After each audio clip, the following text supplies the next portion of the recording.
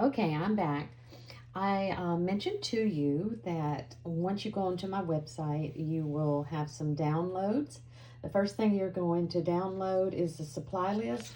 It's a 3-page little document, and it's got the color photo, and it's got the supply list that I used for my first quilt that I made. So some of the supplies are going to be things that you may not even choose to use. So we'll talk about those things as I go through techniques.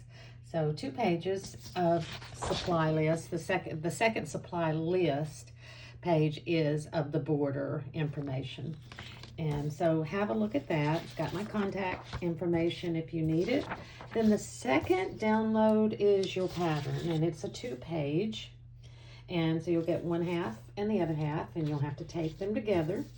Now, I have put a little grid in here, a 1-inch grid. Make sure, if you're wanting it to be the same size as mine, there's your measurement for you to check and change your printing selection if it's not just right. Here's one that is 3/4 of an inch, so it's a little smaller, but in the big, scheme of things, it wouldn't really matter. But it will be smaller if you don't get it right to that.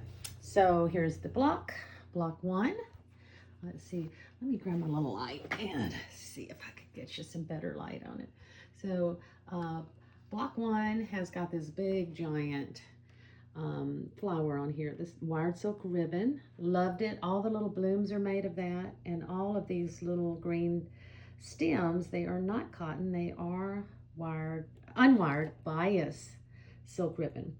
So lots of different things you could do. I am doing all cotton at this point, and I'm going to be using my embroidery perslique method, so I hope you'll love that. I will go through some of the ribbon work with you as well.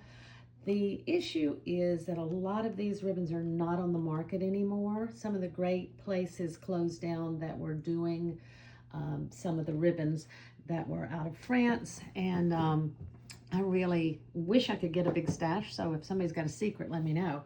But so that's where we're at right now. And then I'm going to walk you right over here.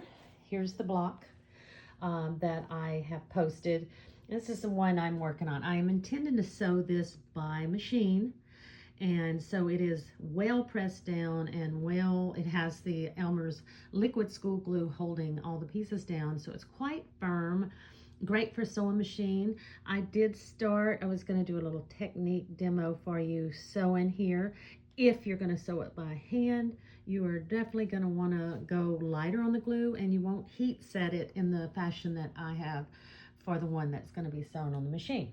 So everything is done in all cottons other than this kind of sagey. It looks very yellow, but it's more of a olive green than it looks, and that's ultra suede, and then everything else is cotton.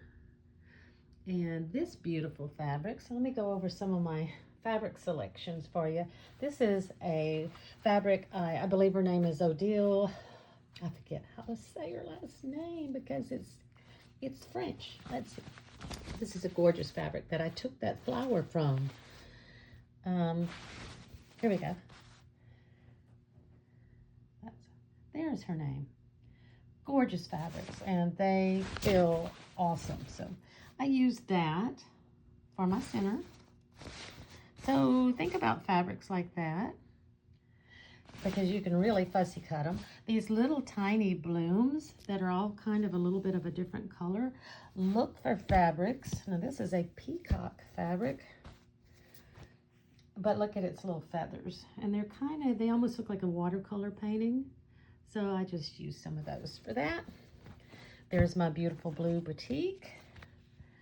So I'm going a little bit different shades. Find you some nice little greens. And then I'm intending to go with some really different colors on this one. So I think this is an old Ricky Timms fabric. I've got some gorgeous different batiks. I'll probably stay with most batiks for this one. And then here's some more of Odile's fabrics. I know that Kate makes gorgeous fabrics, and also those would be great. if you're looking for big blooms. And also Anna Marie Perry has some beautiful, whatever you've got, start digging in your stash. So the pattern is going to be what you're working from. Later, I'll be doing lots of embellishing. Here's the silk ribbon that I originally had used, this type for the stems, and it would be doubled over on itself. So you can see how very thin that would be. Let's see, there we go. But find yourself some cool little embellishments, and that's kind of what you're going to be working with. I'm using a technique. You can get it on the roll. This is a medium weight tear weight stabilizer. I do sell it for $5 a yard. Ship it anytime, so just let me know if you can't find it. But the medium weight is great for the repaired edge turn applique, and if you have a lighter weight, it will do the same thing.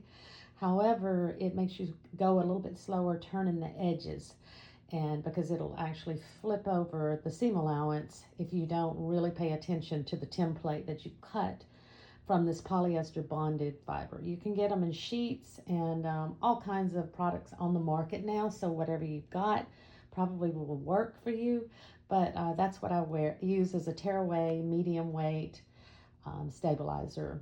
It doesn't totally wash away, it stays in, turns to a really fine batting after you do the instructions for washing that I will share with you. So, get yourself together with some of your things that you're going to want to use, and we will go from there.